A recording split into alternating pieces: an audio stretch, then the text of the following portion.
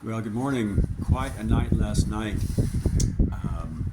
Wow, quite a night. I walked from the bothy that I told you about across the hills. Thankfully, it was mostly dry, a little sprinkle here and there, so I walked with my jacket on. Not too bad. I had a meal at St. Mary's Loch, a little diner sitting there. Perhaps lingered over a coffee too long. Anyway, by the time I'd finished walking along St. Mary's Loch to where I needed to turn back north again, I thought to myself, it's 3:30, 4 o'clock.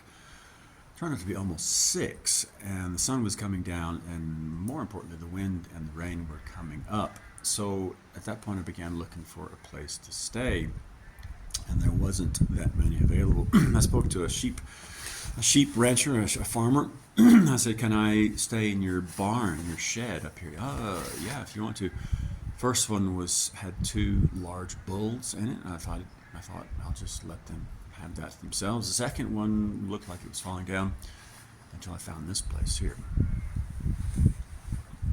Yeah, I know it looks like I'm in a cave, but this is actually what is called Dry Hope Tower. And these towers used to be built in the 16th century as a defensive place against what's called reavers, or people who come to steal your cattle. In Texas, we call them cattle rustlers.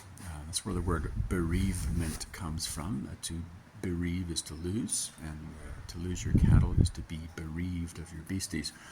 So this house was built in the 1550s, and I'll send a link to the Dry Hope Tower, and I am 1,000 times thankful that I got to stay here.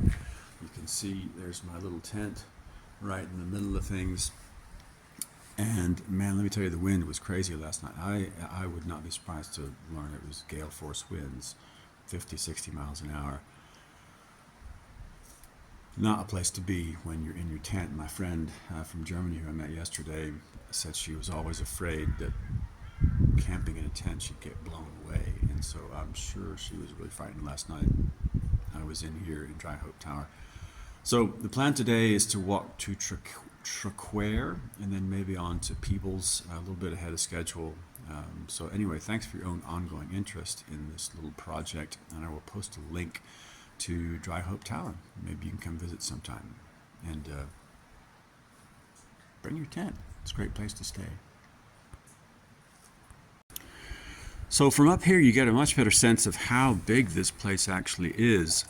And a few years ago, I think Heritage Lottery replaced the stairs so they can get up to the very top. And you can see all this. Cool, huh? This is the very top of the house. It's the top of what you can see these days. This would have been the family living chamber, I'm told. Thanks to Mary's Loch.